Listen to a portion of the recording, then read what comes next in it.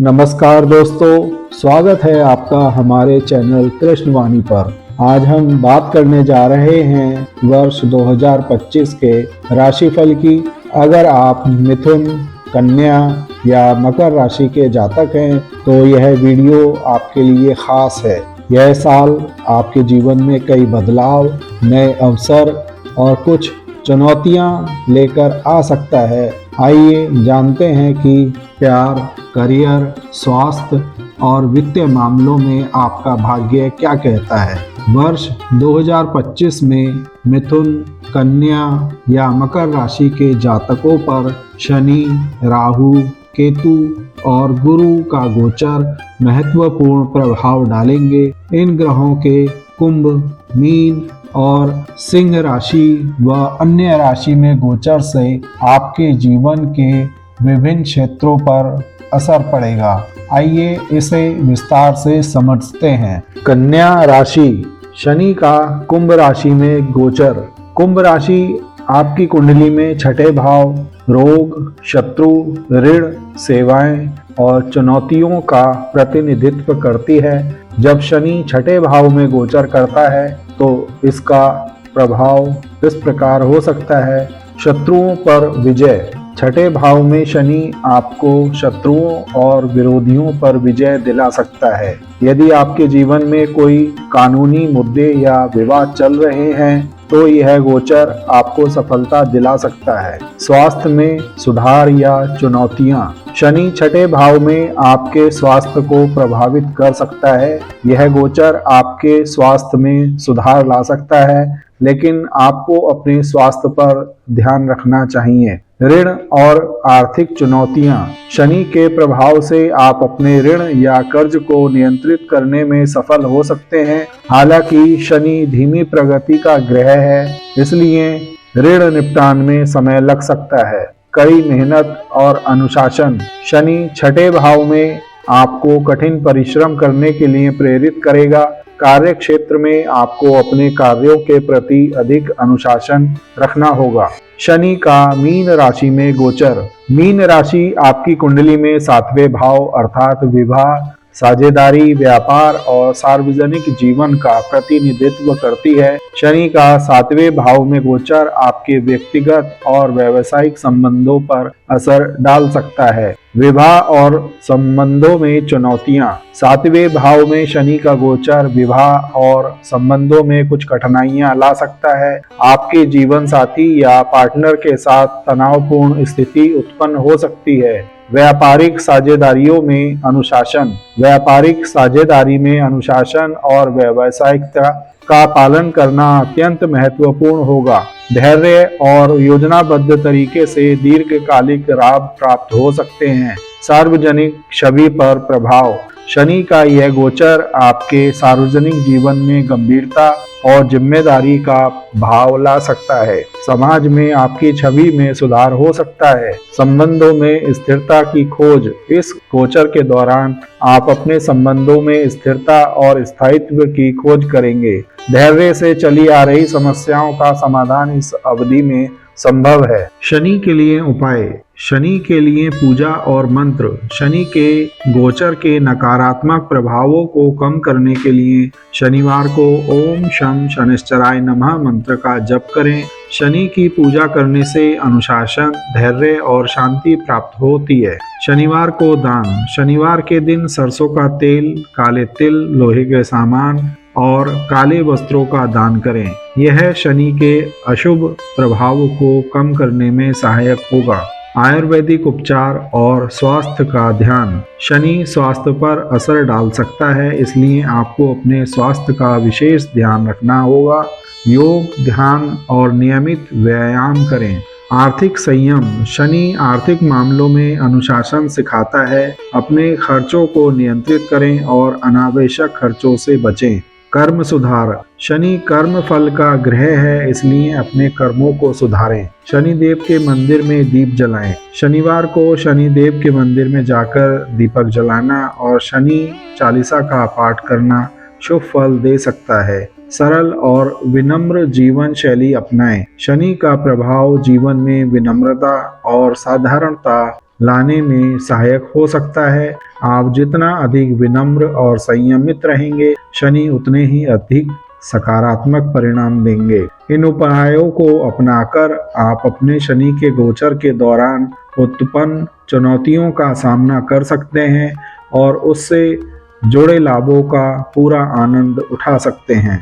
राहु का कुंभ राशि में गोचर। कुंभ राशि आपकी कुंडली में छठे भाव अर्थात रोग, शत्रु, ऋण, संघर्ष और सेवाएं का प्रतिनिधित्व करती है। शत्रुओं पर विजय और सफलता। छठे भाव में राहु का गोचर आपको शत्रुओं और विरोधियों पर विजय दिला सकता है। आप अपने जीवन में चल रहे कानूनी या प्रतिस्पर्धात्मक मामलों में सफलता प्राप्त कर सकते हैं। स्वास्थ्य संबंधी सतर्कता। राहु का छठे भाव में गोचर आपके स्वास्थ्य पर नकारात्मक प्रभाव डाल सकता है। आपको पेट और तंत्रिका तंत्र से संबंधित समस्याओं का सामना करना पड़ सकता है। ऋण और वित्तीय चुनौतियां। राहु आपके ऋण और वित्तीय मामलों में चुनौतियां पैदा कर सकता है। अगर आप अनियंत्रित ढंग से व्यय करते हैं या कर्ज लेते हैं तो यह समय आपको वित्तीय दिक्कतों में डाल सकता है। प्राकृतिक चिकित्सा में रुचि। राहु के छठे भाव में होने के कारण आप वैकल्पिक या प्राकृतिक चिकित्सा पद्धतियों जैसे आयुर्वेद, होम्योपैथी या योग में रुचि ले सकते हैं। ये पद्धतियां आपको स्वास्थ्य को बेहतर बनाने में सहायक हो सकती हैं। राहु का मीन राशि में गोचर। मीन राशि कन्या राशि की कुंडली में सप्तम भाव अर्थात विवाह, साझेदारी, रिश्ते और सार्वजनिक जीवन का प्रतिनिधित्व करती है। राहु का सप्तम भाव में गोचर आपके व्यक्तिगत और व्यावसायिक संबंधों पर प्रभाव डाल सकता है। विवाह और संबंधों में तनाव। राहु का सप्तम भाव में गोचर वैवाहिक जीवन में भ्रम और अस्थिरता ला सकता है। आपके जीवन साथी या पार्टनर के साथ मतभेद हो सकते हैं। यह समय गलतफहमियों या विवादों को जन्म दे सकता है। साझेदारियों में अस्थिरता। राहु का यह गोचर व्यापारिक साझेदारियों में भी अस्थिरता ला सकता है। व्यवसाय में आपको अपने साझेदारों के साथ सतर्क रहना होगा क्योंकि राहु धोखा और छल का कारक माना जाता है। विदेशी संपर्कों से लाभ। राहु सप्तम भाव में होते हुए आपको विदेश से जुड़े अवसर प्रदान कर सकता है। यदि आप किसी विदेशी परियोजना, व्यापार या संबंधों में शामिल होते हैं तो इस समय आपको लाभ प्राप्त हो सकता है। सार्वजनिक छवि में भ्रम। राहु के प्रभाव से आपकी सार्वजनिक छवि में अस्थिरता आ सकती है। आप अपनी छवि को बनाए रखने के लिए अधिक सचेत रहेंगे, लेकिन इस दौरान कोई भ्रम या गलतफहमी उत्पन्न हो सकती है। राहु के गोचर के दौरान लाभ प्राप्त करने के उपाय। राहु बीज मंत्र का जाप। राहु के नकारात्मक प्रभावों को कम करने के लिए ओम ब्राह्म ब्रीम ब्रौम सह राहवे नमः का मंत्र का जाप करें। यह मंत्र विशेष रूप से राहु के प्रभावों को शांत करने और सकारात्मक परिणाम लाने में सहायक होता है। राहु से संबंधित दान। शनिवार के दिन राहु से संबंधित वस्त्र या सामग्री का दान करें, जैसे काले तिल, सरसों का तेल, नीले या काले वस्त्र। इससे राहु के नकारात्मक प्रभावों को कम किया जा सकता है। ध्यान और योग का अभ्यास। राहु मानसिक अस्थिरता और भ्रम का कारक है, इसलिए ध्यान और योग का नियमित अभ्यास आपको मानसिक शांति और स्पष्टता प्राप्त करने में मदद करेगा। राहु ग्रह से संबंधित रत्न। राहु का प्रभाव कम करने के लिए आप गोमेद धारण कर सकते हैं, लेकिन इसे धारण करने से पहले किसी योग्य ज्योतिषी से संपर्क अवश्य करें। नीले या काले वस्त्र धारण न करें। राहु के नकारात्मक प्रभावों को कम करने के लिए शनिवार को नीले या काले रंग के वस्त्र पहनने से बचें। इसके बजाय सफेद या हल्के रंग के कपड़े पहनें। सत्य और नैतिकता का पालन करें। राहु भ्रम और छल का ग्रह है, इसलिए आपको अपने जीवन में सत्य और नैतिकता का पालन करना चाहिए। भ्रम से दूर रहें। राहु भ्रम और छलावे का ग्रह है, इसलिए अपने निर्णयों में सूझबूझ और सतर्कता से काम लें। जल्दीबाजी में कोई निर्णय ना लें और विशेषकर व्यापार और रिश्तों में स्पष्टता बनाए रखें।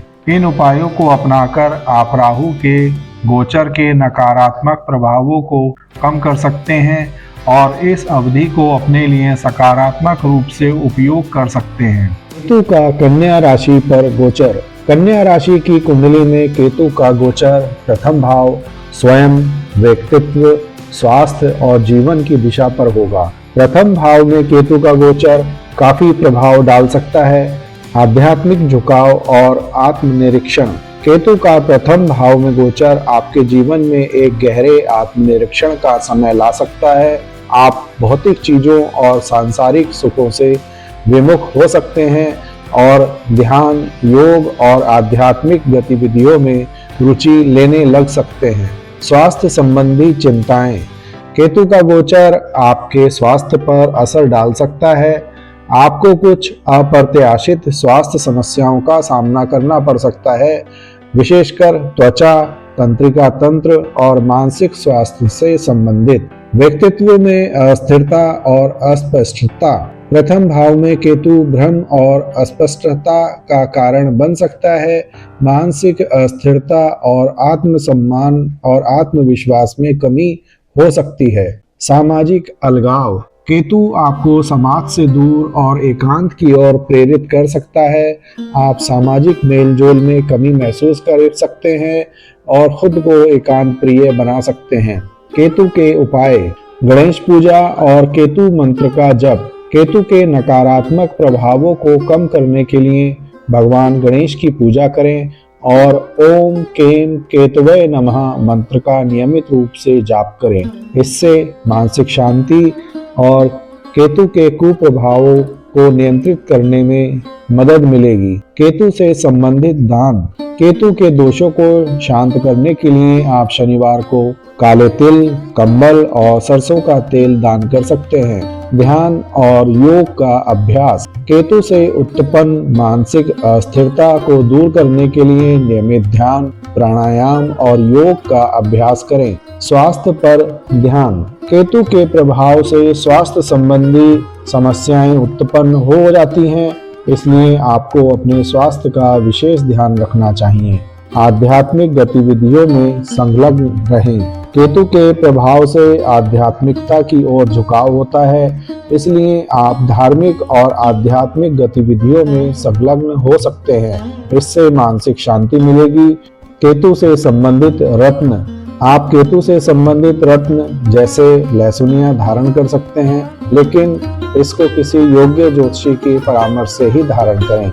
इन उपायों को अपनाकर आप केतु के गोचर के दौरान उत्पन्न नकारात्मक प्रभावों को कम कर सकते हैं और इस समय को अधिक सकारात्मक और लाभकारी बना सकते हैं।